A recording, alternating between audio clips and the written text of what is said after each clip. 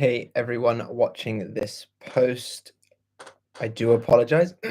I'm in a different room to what I would normally be, and I am on a different chair, as you may be able to hear in the background. So, hopefully it's not too much of a problem, but I'll try to stay as still as possible so that you guys don't hear it as much as possible. Now, just while we wait for a few people to get in, I'm just going to do the sort of usual, sort of standard procedury stuff. First off, thank you very much for being here with me today and watching this post. And to the people that are currently joining, thank you so much. If any of you guys are in any kind of need to help your situation at all, you know how to get hold of me, you know where my services are, everything. You've heard it all a million times. You don't really need for me to, go over it a million times more.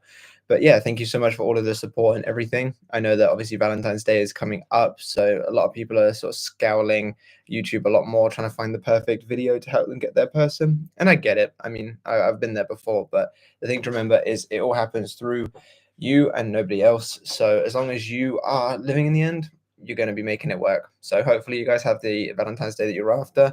But yeah, I always say the standard procedure stuff and then don't actually come with a particularly well scripted or thought out way of saying it. So if someone in the live stream currently could save me by putting a comment, then that would be much appreciated. But obviously there are other things that I offer as well that aren't just the one-to-one services. I have the iScript for You service, which is essentially where I assist you with your manifestation by doing a daily script and then keeping your situation in mind. While we're on this subject, actually, I just want to read out one of the responses that I received from one of the people that have purchased that today, and now I'm struggling to find where they are. Where's the email? You know what? I'll do that in a minute.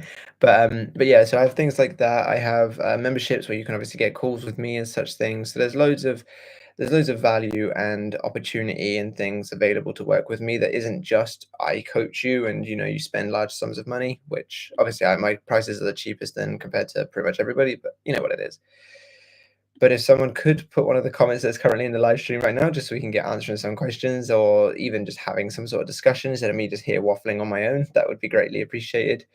But one of the things I actually received as a bit of feedback from the I Assist You service was this person saying, I purchased 6 more days off of the service, same intentions as it was before. I got to say, you are made of magic because things are really shifting. Can't wait to give you an update/success story at the end of this one. It hardens into fact. Thank you so much. So that's a good review from one of the other people that have previously, or I suppose currently, because I received that today, currently bought the assistance service. But EG says, hi, what was your most challenging manifestation thus far, and how did you prevail in times of doubt? So it depends on what you mean by most challenging. If you're talking about most challenging as in persistence for a longer period of time, I suppose that would have to be my 9 to 5 job pay rise, which took about 6 months from start to finish to come into fruition.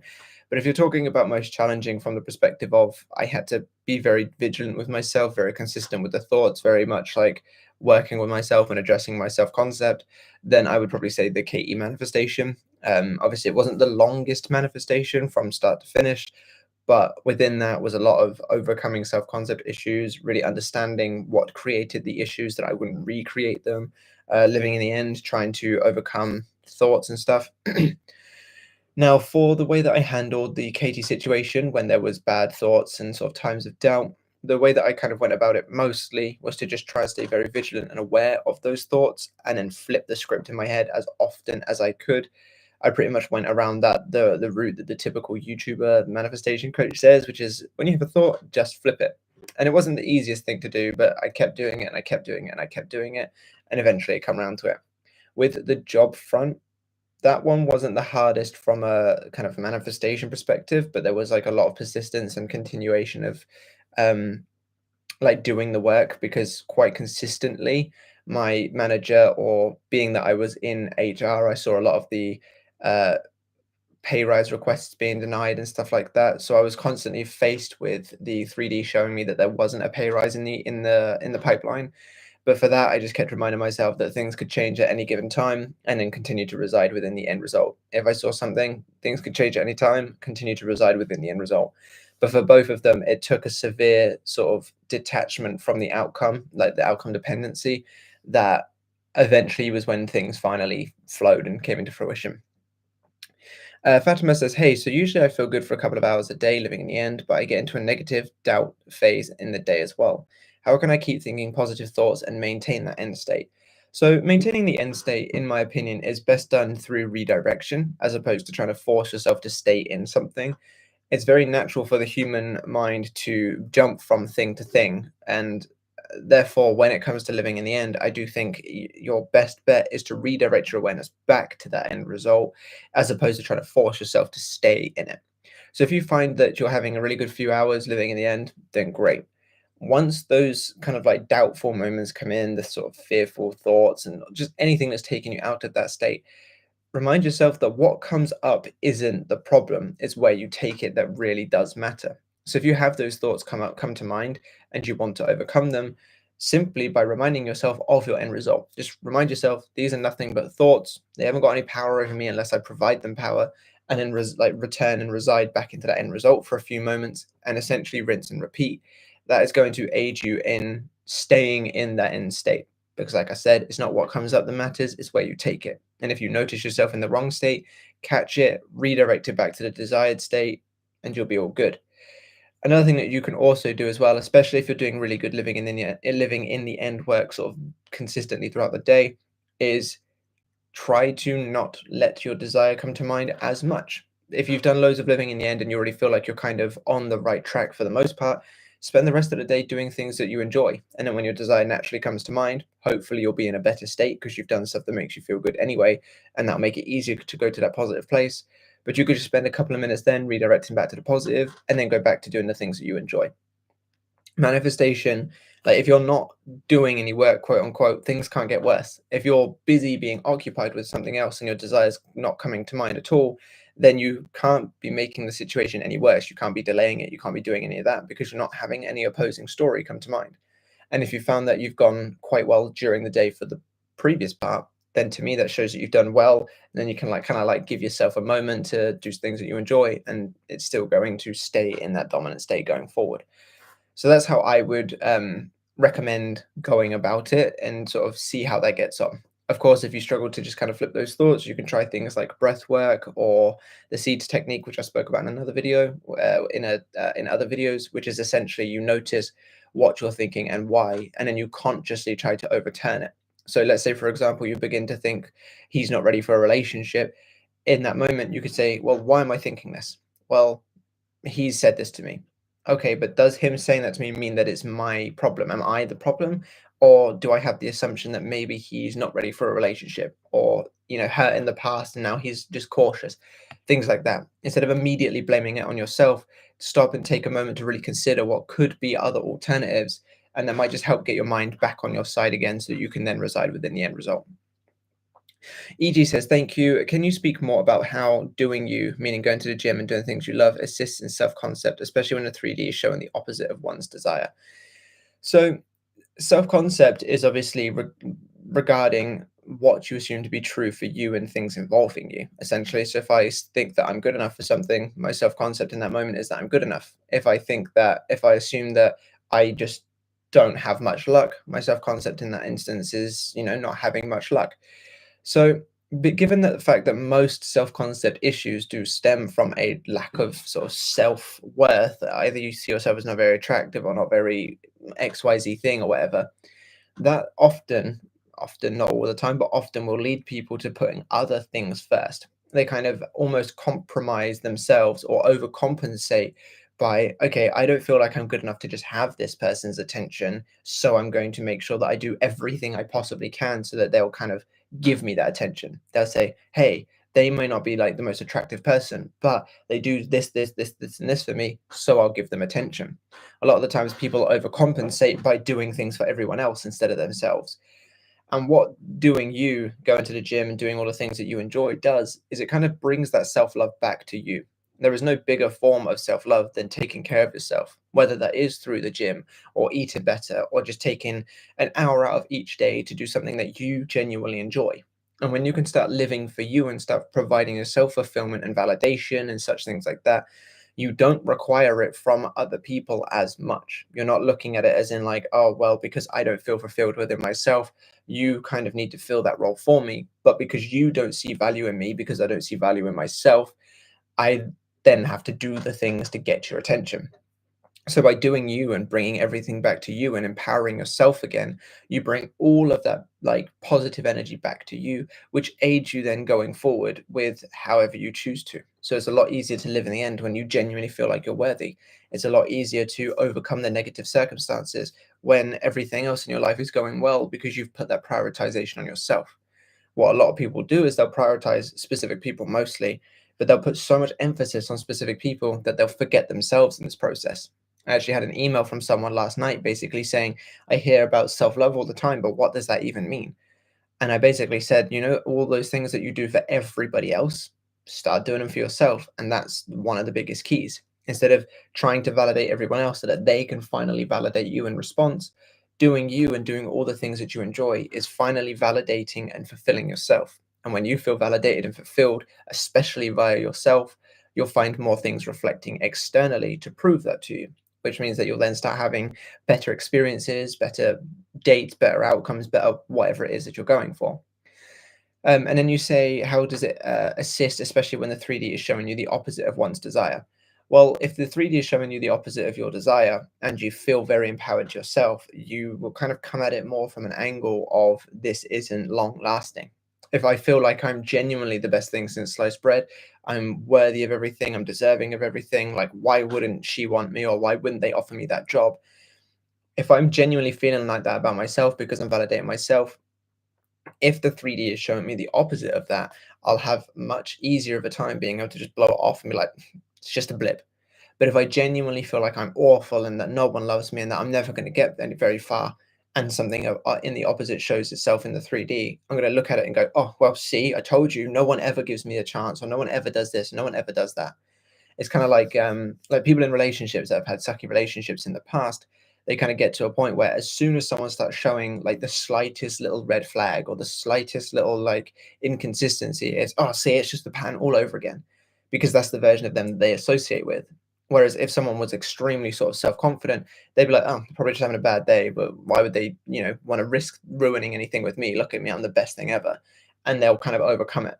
And that's kind of where my standpoint is on self-concept regarding the 3D is the more empowered that you feel and the more that you put yourself first, the more fulfillment you're going to be providing yourself. And when you are providing yourself genuine fulfillment and validation, then you don't need it so much from the external. So when the external does show you undesired things, you don't even notice it or care about it because you know that you've got yourself. One of the best things that I ever did for myself, both for my own life, but also so I can, be a better partner for Katie and be a better, what is it? Influence is not the word I'm looking for, like teacher, coach, whatever you want to call it for you guys, was being able to get to a point where I felt validated in myself, because then I don't need the views or I don't need the nice comments or I don't need Katie to hold my hand for everything because I'm there for myself. And then all of the bonus things are bonus things. And if I have a video that does bad, I'm like, tomorrow's video will do better. But if I had such genuine lack of self-worth, I would put all of my worth in the videos that do well. So when they do bad, I'd be tearing my hair out thinking, oh my God, what have I done wrong? And yada, yada, yada. So that's kind of like my view on how doing you benefits your self-concept as well as your 3D reactions. Johnny Bake 2304 says, good afternoon. Howdy, howdy, Johnny. Glad to have you here. Shauna Watkins says, what's your opinion on brief though manifestation fast versus being in the state and taking forever?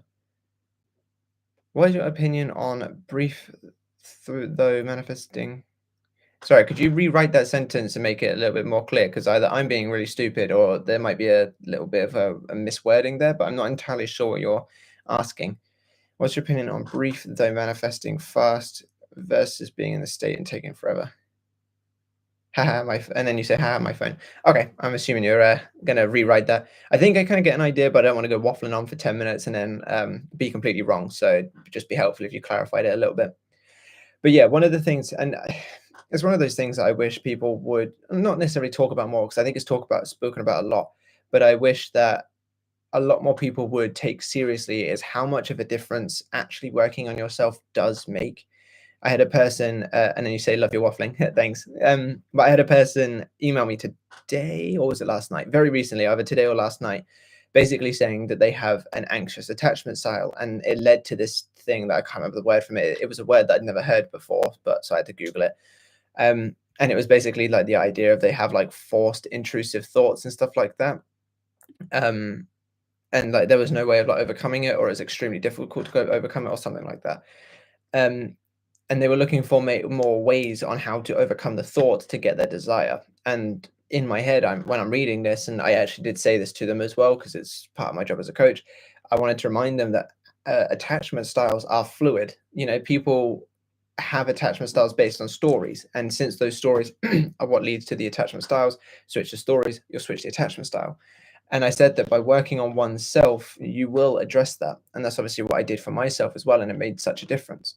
But a lot of people are concerned more with what can I do to myself to get this desire, more than what can I do to myself to benefit me. And then this desire comes as a bonus. And I wish more people would look at it through that second lens than the first, because like what I said in my video the other day, the person who enjoys the journey goes further than the person who enjoys the destination. If you work on yourself purely to get a desire, your self-worth ends with that desire. Whereas if you work on yourself for yourself and desires come in as a bonus, whether or not you lose those desires again, which in theory you shouldn't because you're obviously empowered and everything, but on the off chance you did manage to lose that desire again, you wouldn't be losing yourself with it. But an individual that works on themselves only to get desire and then that desire goes again will lose himself with it. So I just wish that a lot more people would have that kind of idea of working on oneself as a priority and let their desire come in as a bonus. But Shauna says, example, my husband blocked me brief. Okay, I'm assuming when you say brief, you mean like quickly, like it was like a fast thing. Obviously, that's what brief means. But in the place where you use brief, I personally wouldn't. So I'm just going to try and make that adjustment to the way that I read your messages.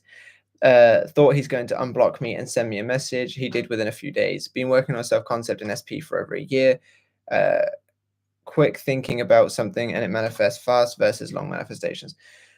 So I think this is a very interesting topic, and I 100% know what you're trying to get at, is the idea of like focusing purely on the end result and kind of like barreling your way down it and making it your only focus, the kind of like 10K affirmations thing that Sammy Ingram sort of talks about in a lot of her videos and such things, compared to sort of more the stuff that I say, which is all about like working on yourself to build yourself up. And one of them sounds like it would be slower because you're kind of going the backward route as opposed to just straight to the end result. So I get what your question is, and I think you should do a bit of both. Now, the reason why I say that is because you can absolutely manifest anything you want without doing self-concept work. But similar to what I said a second ago, if your main focus and sort of validation in life and fulfillment in life is that end result, if you did lose it, you'd lose yourself with it. So what I recommend doing is to work on it like as best you can when it comes to mind, shifting those thoughts, affirmations in the morning, affirmations at night, enjoy the end result, things like that, while simultaneously working on your self-concept to become the best version of you. Because if you can become the best version of you on the side, it will benefit the living in the end that you're doing. And then by living in the end, you're adjusting the stories that you have. So I definitely wouldn't say that that would be choosing one over the other. I definitely wouldn't say you should go the long route to ensure manifestation stays, but I also wouldn't say you should go the short route to get it quicker. I would say do a bit of both. When your desire comes to mind, go hard on it. There's absolutely no reason why you should half-ass your manifestation. But while going hard on your end result for your main desire, make sure that in the background or the rest of the time, you're working on building up yourself so that those desires can come more naturally. Because the only reason why some desires feel like they take longer than others is because of the opposing story. And when you feel like you're empowered and you're all the way up here, it's so much easier for you to feel good about something on a more unconscious basis. Someone that genuinely feels like they're worthy of everything probably doesn't have as many thoughts. Actually, let me use a different example. Someone who is rich or feels like they have an abundance mindset isn't going to be having struggles with negative thoughts about money as much as someone who is poor. So, what we want to do is we want to get yourself to a point where externally to your desire, you feel good regarding whatever that desired topic is, as well as when it comes to your desire, you feel good about it because you're living in the end. So I'd highly recommend working on both as opposed to choosing one of the over the other. And what I would recommend as a rough split is the 80-20. So 80-20, 80% self-concept, 20% specific person from a conscious manifestation. But when your desire naturally comes to mind, in those moments, ensure you're living from the end to obviously just keep yourself quote unquote topped up regarding it.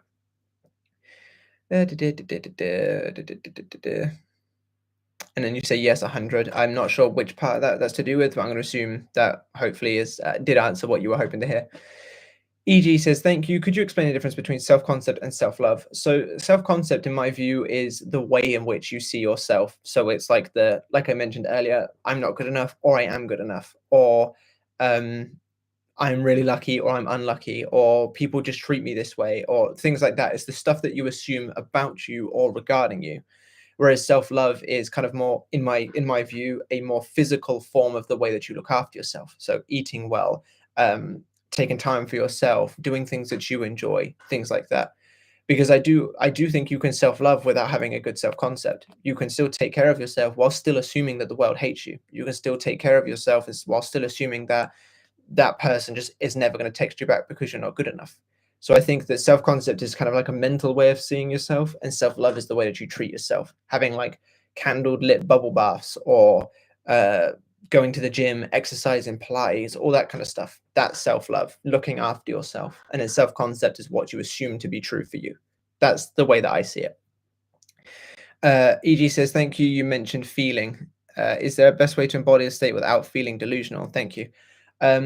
Yeah, so when I don't know which part I mentioned feeling, so I'm just going to make like a little brief distinction just because I'm not 100% sure what you're referencing there. But when I say feeling, I mean feeling from the I feel this way. I feel as though something is true, not necessarily feeling as in like I feel excited or I feel happy.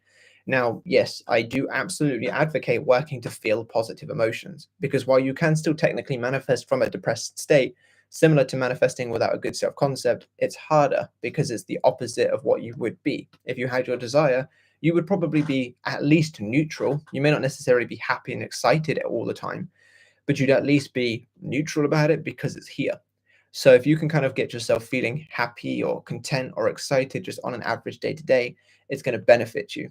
But the feeling that I'm referring to whenever I talk about this stuff is feeling as though it is yours, feeling that abundance that you have that money, or feeling that calmness of being in a relationship. Not necessarily the emotion, but the I feel it to be true.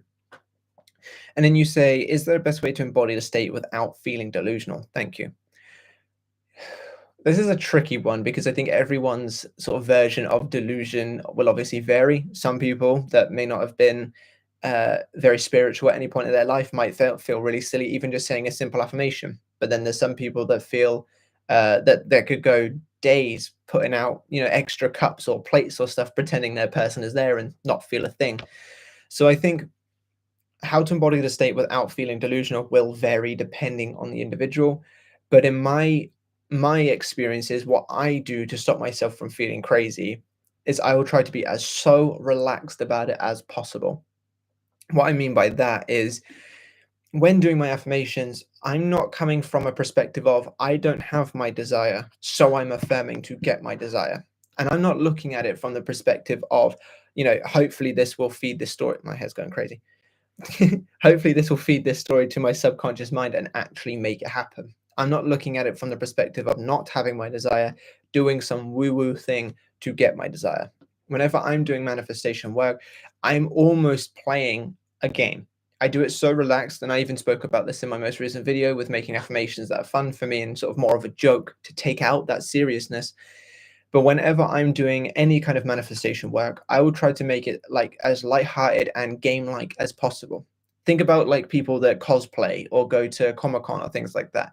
They know they're not Batman, but they're having fun doing the voice, or they know that they're not Aquaman, or they know they really shouldn't be trying to fit themselves in those like spandex, but they do it for fun and they don't go there expecting people to actually mistake them as Batman, or they don't go there with like the mindset of this is going to actually make me Batman. They just do it for fun. But because the subconscious mind doesn't know what is and isn't real, it only knows what you're claiming to be true. By doing the work but having fun with it, you're kind of keeping yourself out of that I'm being crazy, but also showing your subconscious mind what is and isn't true. Because even jokes have the potential to manifest. There was a saying, I don't remember the exact wording, so I'm going to butcher it, but it was something along the lines of, be careful what you joke about because your inner warrior is always listening. And then it had like a samurai guy in the background as like the image. But it's true, your subconscious mind doesn't realize you're joking. So if joking can still manifest, and people joke all the time about how unlucky they are, and oh, of course it would only ever happen to me, and yada yada yada. And those jokes are still working to create it.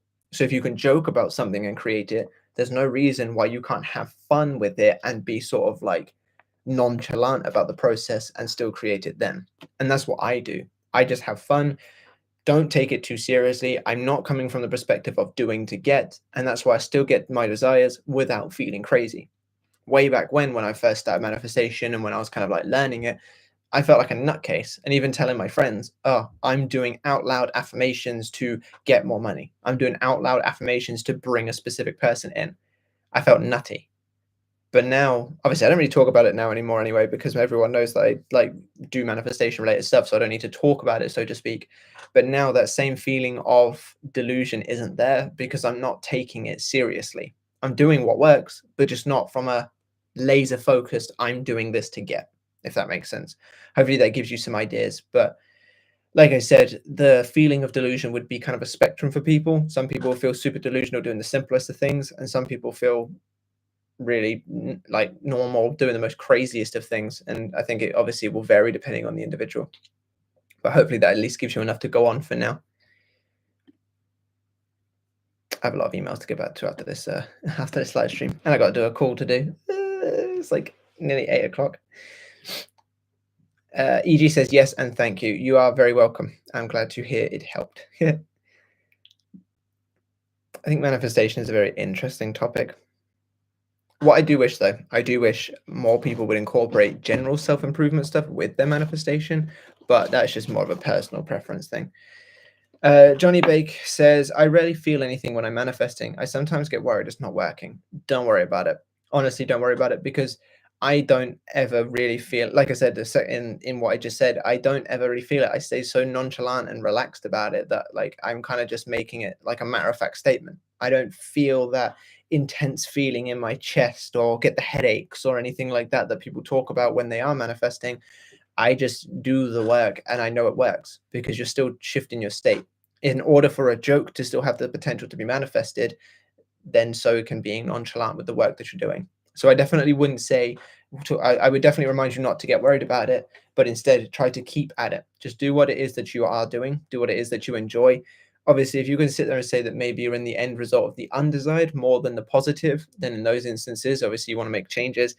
But if your only concern is that you don't feel it, definitely don't let that be a concern. Just do what you can. It still has the potential to manifest, and obviously you never know. The more that you do it, the more the feeling might be incorporated more naturally. Fatima says, how do you deal with lots of time passing since last contact and it feeling unrealistic at times, even though I have full belief in manifestation and have manifested loads of stuff in other areas? I would use that to my advantage. If you've had other successes and other things that you have experienced that have shown you that manifestation works, then use those. Remind yourself of those good times that have worked out. Remind yourself that manifestation doesn't matter how long it's been or how short it's been, everything can still come to you, and use those previous wins. But the thing to remember as well is that if you're noticing lots of time passing since the last contact, A, you're counting the days since contact, which I would never recommend, and B, you're looking at something that is a logical construct and using it as a variable in an equation that is only an illogical equation. What I mean by that is the further away you go from a gravity source, the slower time moves. Have I got that right, or is it the faster time moves? I might have got that wrong way around. But basically, depending on how far you are away from a gravity source will affect time. Some people will, for an example of this, the moon is actually moving further and further away from us. And back when dinosaurs were around, our days were 23 hours long. Things like that. Time is a completely malleable construct. And therefore, in order to understand the linearage of things, we've created the construct of time. But like I said, gravity distorts time. So time clearly isn't even a solid thing in and of itself. There's particles out there that don't experience time, and yada, yada, yada. You can go on and on about why time isn't anything to consider. But the thing is time is a logical conscious construct, and the subconscious mind doesn't work through logic and conscious. Well, it's passed on stories from the conscious mind, but the subconscious mind works via illogical processes. So trying to take into consideration a logical construct with an illogical process is it's null and void. It doesn't make a difference. So whenever you're noticing time, try to remind yourself of that time doesn't matter to your subconscious mind, and then continue to go forward. When you've noticed how long it's been since contact, you're looking at things the wrong way. You're looking at things as in, I'm still the old version of me that is experiencing the old story. You want to be redirecting yourself back to the new version of you who already has it. If you notice the time, redirect your focus back to it already being there. Shauna says, Fatima, I was blocked from my first SP and it took 5 to 6 months, and he came back when I 100% gave up and didn't even want him still, and still don't, but he is still around, and right now we are friends with benefits. Yeah, take that into consideration. I suppose use it as a reference point that time really doesn't matter. Johnny Bake says, when listening to an affirmation tape while sleeping, would you recommend an 8-hour one or one that's a little shorter? I don't think it really makes a difference that much. I think obviously if you want to be as potent, quote unquote, with it as possible, then I'd maybe recommend the 8-hour one, but I really don't think it makes that big of a difference. Fatima says, love the explanation. Thanks, Matt. Thanks. And Shauna, thank you for the anecdote. And thanks, Shauna, for the anecdote. You're very welcome. Obviously, I stumbled over myself with the whole sort of gravity distorts time thing, but you get where I'm coming from. I hopefully, in a sense of time isn't experienced by everything and it is distortable. So if it can be distorted by things like that, then the creative power within yourself, I'm sure, is going to have no problem distorting it itself. This is why manifestations can be instant, and just tons of other things that benefit the story of time doesn't matter, essentially. But there's one additional thing, actually, which I'll say while we're still waiting for more comments to come in, is that everyone has their own reason for why time is a concern. For example, I've heard people say that they're scared about time because the client has been worried that the client is going to fall out of love with their person, which was really strange to me. I always thought that that was really strange, the idea of fearing yourself being willing to move on. That was new. But I've also heard other people say that they're scared about time because they're worried the other person is going to move on, or they're scared about time because they think the longer that time goes on, the less likely that they'll be able to get their desire. Things like that. Different people have their different reasons for fearing or being concerned with time. So if you can find what your reason is, then that would give you a little bit more wiggle room to be able to work on it more specifically.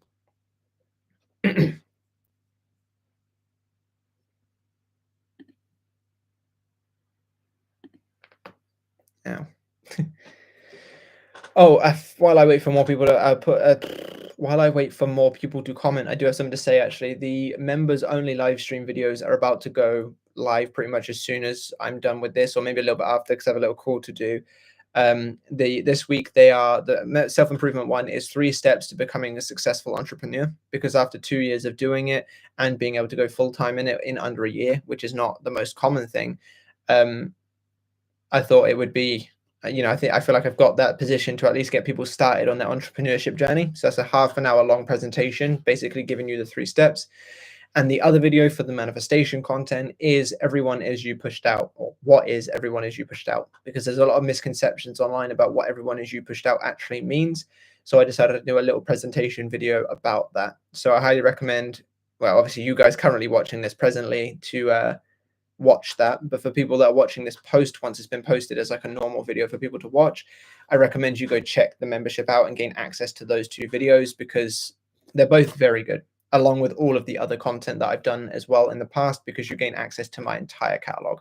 So I highly recommend you go check it out and, learn some things, especially the entrepreneurship thing, because even if you don't want to actually start a business, a lot of the things on this, a lot of the things that you can learn when doing an entrepreneurship journey are very translatable to everything else in life. And even if you just watch the video, it might give you a few ideas on how you could tackle other areas in your life.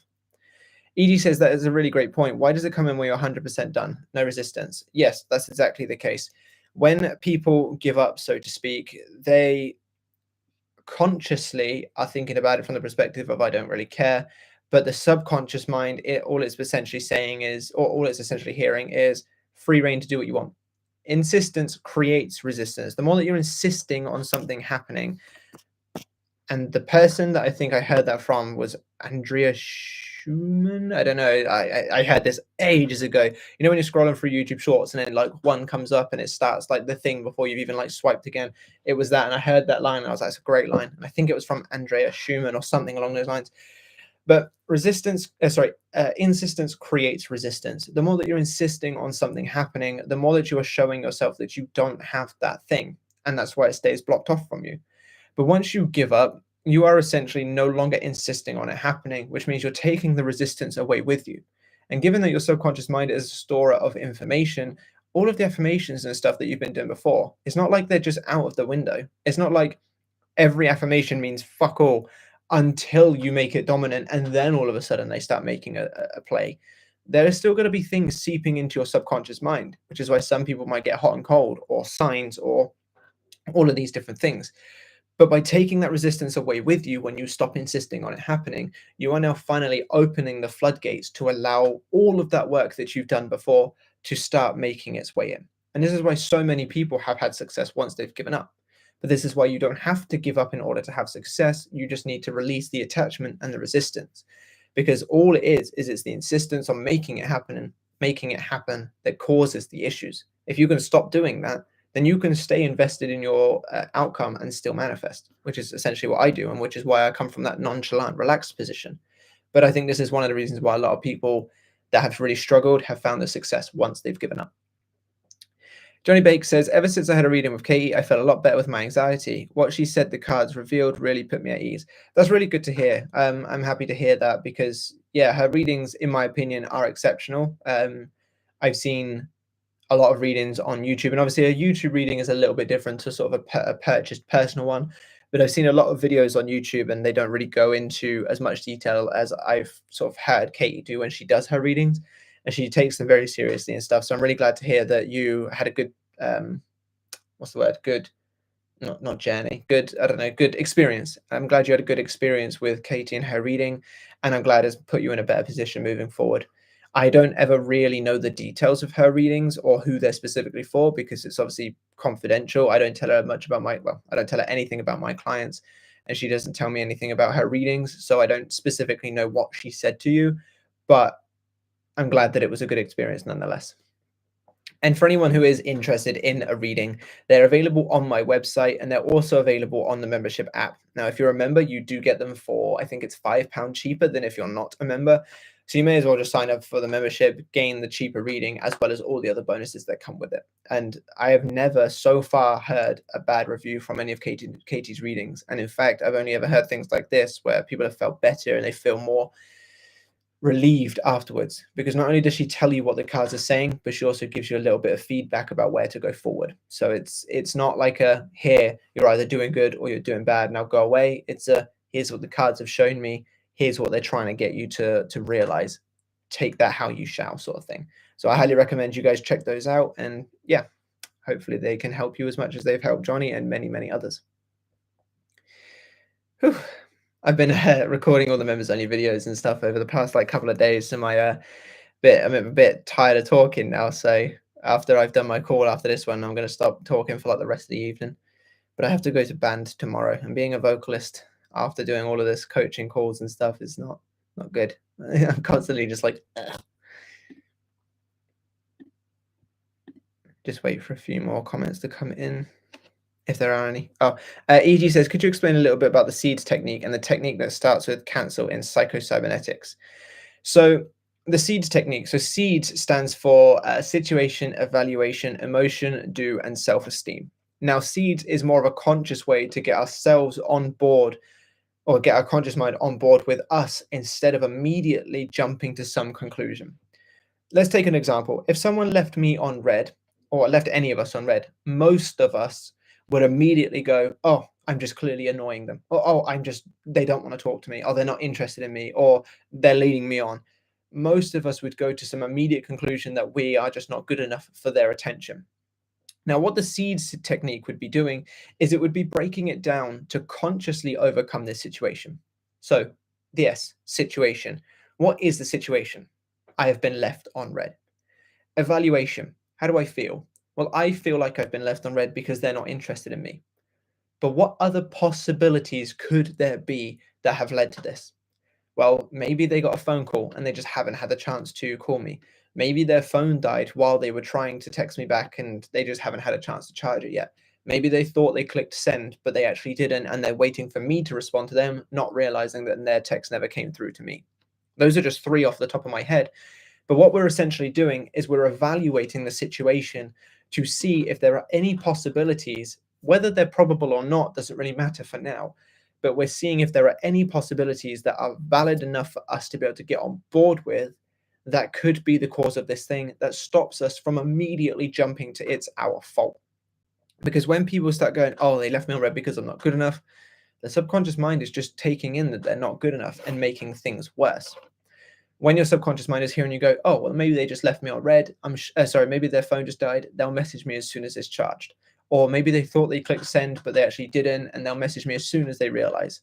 Your subconscious mind isn't taking in some self-defeating story. It's just taking in a valid, this is what's going to happen, but they'll message me. And then that but they'll message me will lead to messages. So that's situation and evaluation. Emotion. Now that we've evaluated some other potential opportunity or outcomes that could have led to this, let's now shift our emotions to match that new story. So instead of feeling depressed because they don't want us, we've understood that maybe it's actually because they thought they clicked send but actually didn't. So instead, we'll laugh at it. We'll feel a bit more happy and think, idiot, they'll message me in a bit, and we'll feel content. We match our emotion to the story. Do is either do something positive for yourself to make yourself feel better, or do something positive regarding the subconscious mind.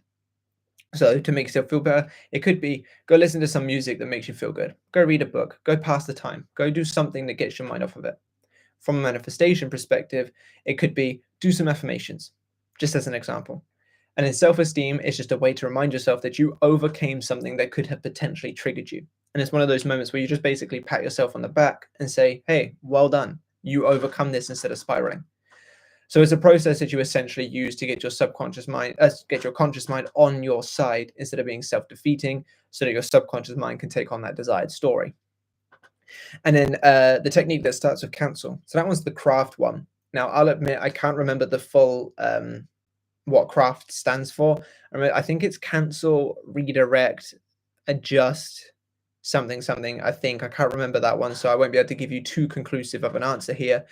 But essentially, the way that craft is used is it's a way to break thought patterns. So when people are having like spirals or sort of negative thoughts and things like that, the Dr. Maltz in the Psycho-Cybernetics book would say to tell his clients, or to, if you're reading it yourself, to stay cancel out loud. And it was a way to kind of break your mind from those thought patterns.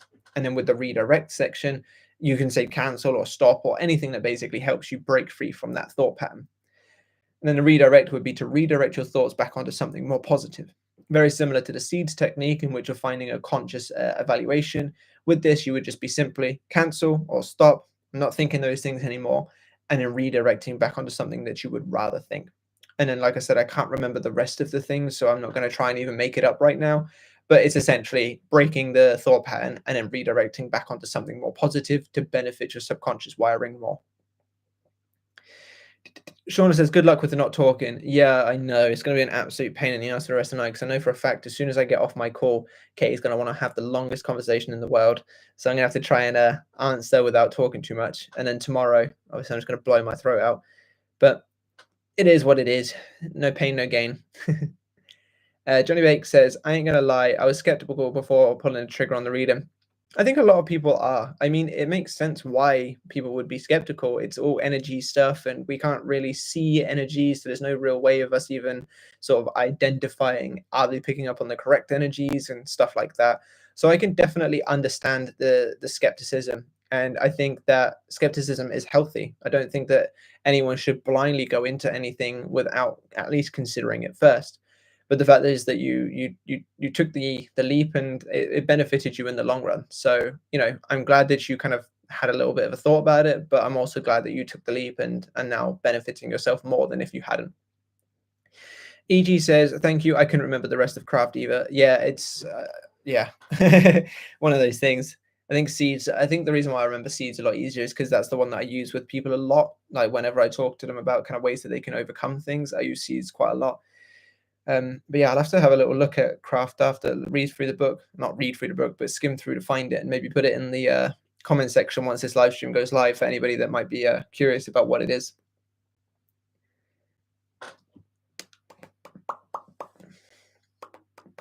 So while I wait for more comments and questions, oh, here's another one. EG says he's an interesting one. Where does intuition come into the play with LOA?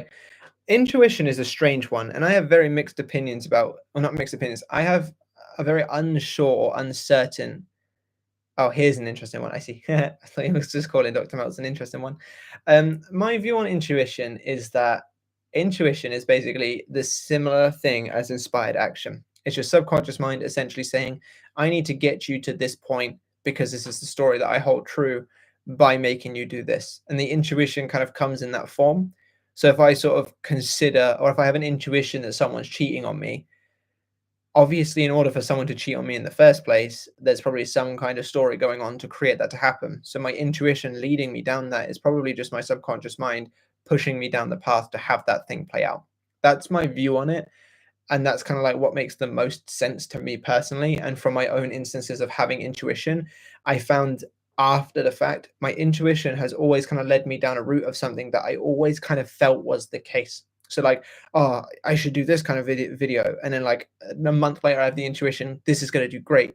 And then I do that video and then it does great. But then I remember thinking like a month ago that it was going to do great and things like that. So that's my view on it, is that intuition is essentially mental inspired action. It's your body, it's your subconscious mind showing your mind. It's your subconscious mind popping up with like a visual or a thought or whatever you want to call intuition to say, go down this route, or this is something that you should be expecting soon because of an outcome coming into play. Kind of like an internal sign, for want of a better term. That's how I see intuition. I know there are going to be plenty of other coaches out there that probably have their own opinions, like intuition is the universe telling you something from your higher self or something like that. But that's just how I view intuition. Shauna Watkins says, I missed last live and haven't watched the replay. Did you talk about timelines? So I actually removed the last live instead of letting it go live for non-viewers, just because it was quite a slow one. There wasn't a lot of turnout. And because of that, I either had to do a lot of editing to take out those chunks, or people would have been sat there listening to me just waffle on about pretty much nothing between each question. So I actually didn't end up posting last week's live or last live's live for normal YouTube. But I can't remember if we spoke about timelines, and I'm not too sure what about timelines you're kind of querying whether we spoke about. So if you're interested, I could always speak about timelines on this. EG says, thank you. Inspired action versus chasing, relaxed state versus angst. Are you questioning like what's the difference, or like how to identify which one you're in, or what's the what's like the reference point on that you're wanting me to discuss?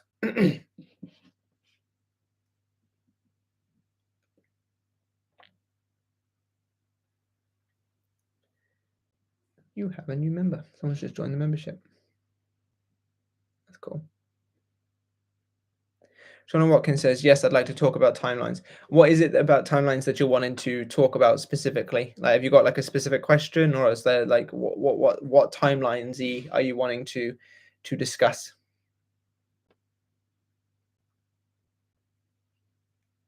There's two cats in this room. Every now and then I'll just hear them just like cleaning themselves, and it's just really strange to hear, just like in the background, just.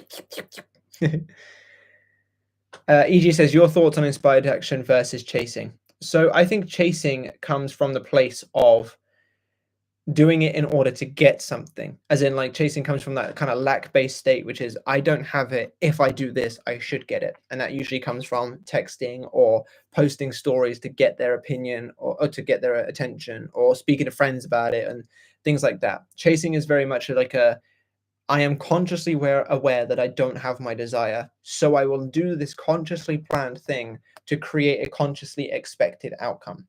That's the way that I see chasing. Inspired action, in my view, is I have consciously shown my subconscious mind the story that I desire to be true, and now my subconscious mind is subconsciously showing me consciously what to do, if that makes sense. Inspired action is essentially your subconscious mind saying, I need you to get from point A to point B to make whatever needs to happen afterward happen. So here's the action you're going to take. And because it's inspired and it's part of your manifestation, you generally don't second guess it. You generally don't doubt it. You don't fear it. It's not something that you kind of think, oh, but is this going to go wrong? Should I put this on a YouTube comment first to see what other people think? You kind of just take that action and feel relaxed about it. I think that's the thing with inspired action is often it feels more relaxing and empowering as opposed to what chasing often feels, which is like icky and uh-oh, should I have done that? Oh my God, I'll unsend. Oh, but if I unsend, they'll see that I've sent a message and those like weird sort of like clouded thoughts kind of thing. And that's my view on it. I think taking action in the 3D, as long as you're coming from the right mindset when doing so, is fine. And I think that that's kind of a mixture between chasing and, sorry, not mixture between, but that's kind of like a middle ground between chasing and inspired action. For example, as an online YouTuber and a coach, I know that posting videos aids me in building my business. You know, so when I'm posting when I'm posting videos, I'm not doing it from a place of lack, but it's also not necessarily inspired either.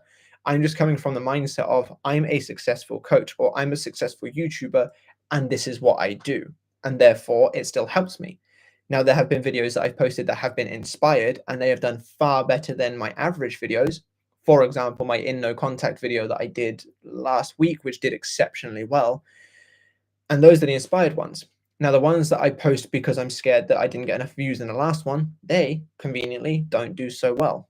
Whereas the ones that I kind of just go, I'm a YouTuber, I'm a manifestation coach, and this is the kind of content we post, they do kind of middle ground well because I'm coming from a place of abundance, but it's not necessarily my subconscious mind getting me to that sort of big blowout videos. So it's kind of, there's like the three different ways of action. This might be my last comment response just because I can feel myself getting quite dry and I still got to do another call after this, as well as the fact that I haven't eaten dinner yet either, and it's currently 8:30. So I'm going to answer this one, I think, depending on if there's any sort of short questions afterwards and how long this one takes me to answer, and then I'll probably jump off. But Shauna says, I'm not entirely sure. I can see different timelines, like when I'm meditating or something, just walking and doing something. Okay, well, I did do a video on timelines ages ago that I've been thinking about doing a revamped version for. Oh, I'm wondering if sometimes it's just thoughts that I'm having, like something I'm scared of. I'm wondering if sometimes it's just thoughts that I'm having, like something. If you're talking in relation to the timeline thing, I'm not quite sure what that second comment is sort of meant to be adding to the first one. But I'll sort of discuss the first one and then maybe give some ideas on the second one and then leave it at that for tonight, or something I want to make happen. So with the different timelines, so the way that I see timelines is there are obviously, I did speak about timelines. I don't think it was, no, I think it was in the last live stream actually. I think it was EG that asked me something about timelines and my view on it, or it was the one before, but I remember discussing this at some point. So the way that I see timelines is essentially there are infinite timelines with infinite possibilities to bring you said desire, and you are shifting to match the one that aligns with your end result and the one that you're telling your subconscious mind. So visualization and affirmation, all that kind of stuff, they're like looking through the window of your desire. Let's imagine that you're on a row of infinite houses. Each house has a different possibility, and then you go up to each house and you look through its window to see what is inside that house. That is the equivalent of doing a visualization for something that you don't currently have in your own reality, but you desire. You're essentially looking through the window of that house. When you are shifting into that reality, that is the equivalent of actually opening the door to that house and walking in. So that's the way that I kind of see the timelines and the visualizations and the thoughts and all that kind of stuff. You're just seeing all these different timelines and all these different possibilities because it already exists somewhere or is coming to pass somewhere, and you are just going to align with it. And then you say, I'm wondering if sometimes it's the thoughts that I'm having, like something I'm scared of or something I want to happen. I'm not entirely sure what that's meant to be sort of saying in relation to the timeline thing. Obviously, if you're having positive thoughts, then you're looking into positive timelines, and if you're having negative thoughts, then you're looking into negative timelines, and it's up to you which one of those you choose to walk into. But I'm not entirely sure what else that comment is meant to be in relation to. And then EG says, yes, last stream. Yeah, now that it's mentioned, I do remember it was your question, and I remember going into a little bit of detail about it. I'll give you a couple of minutes to clear up anything that you might need to say about the timeline thing, just in case there is something that I'm missing from your question, and then I'll probably jump off. I feel really bad because someone's just joined the gold membership, which means in theory they should be in this live stream right now, but they joined it just as I'm about to jump off, so they're not going to be any sooner ahead than anybody else, but they'll at least be able to join the next one, which is positive. Shauna says, it's fine. We can just discuss it later, maybe on the 10-minute call, lol, because you need to rest. Thank you very much. I do appreciate you taking consideration on that. And yes, I've done a couple of these lives now, which means that a lot of my Gold members would have ticked over to the next month to get their next 10-minute call. So if you have been, if you have your 10-minute call still available, if you've ticked over to have a 10-minute call available, by all means, drop me a message on Instagram or an email, and we can look to getting it set up. And I'm going to answer this Brooke question actually quickly before I jump off, because that is the person that just joined the membership that I said I felt bad for. So I'm going to get this in just to make it worth it for them. So Brooke says, what if we're getting distracted when visualizing? I can't loop a visual scene because it doesn't feel natural, but when I do a loner visualization, I get lost in the story. Okay, so in my opinion, if you get distracted, just simply redirect your focus back to that scene. Your subconscious mind isn't going to sit there and go, but you broke the scene halfway through. Your subconscious mind is just going to take in whatever you're showing it. And when you notice that you have kind of gone down a path that wasn't quite the story that you wanted to, or the visual scene that you wanted to, just work to bring yourself back and just kind of have like a consistent act of redirection. Obviously, you say that you can't, it doesn't feel natural when you do the looping thing, and that's also absolutely fine, because it's your state that manifests. Now, I know that there's all these different people that say, you know, you got to do the same scene over and over and over again, and it works. Just like most things, it does work. But your state manifesting, the state that you're in is what manifests. So if the story that you're visualizing is just a continuous story, but it's still putting you in the state of the wish fulfilled, you're still in the right state. I personally also prefer that visualization method. When I'm visualizing for money, I don't do a scene where I go downstairs and say to Katie, hey, we made £10,000. Hey, we made £10,000, and do it like over and over and over again.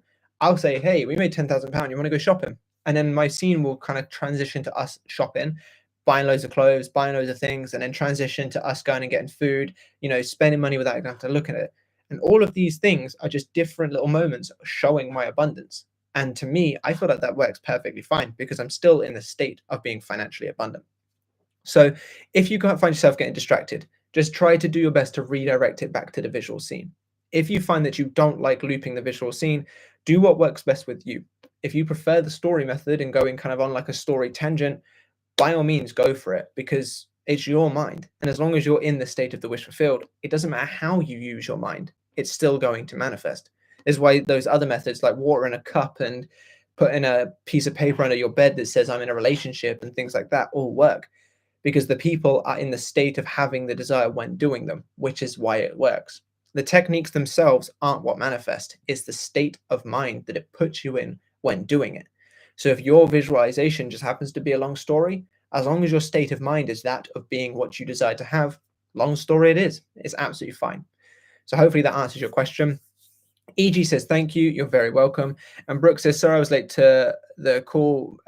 My day hasn't gone as planned. Not a problem at all. Obviously, you can watch it live, and hopefully your day does get better. And as a Gold member, you are also eligible for that 10-minute call to help you with your manifestation. So if you're interested in setting that up, just drop me a message on Instagram. Same thing for everyone else. A lot of your calls would have ticked over now because you guys have been Gold members for more than a month, and most of the people I'd already done their first call.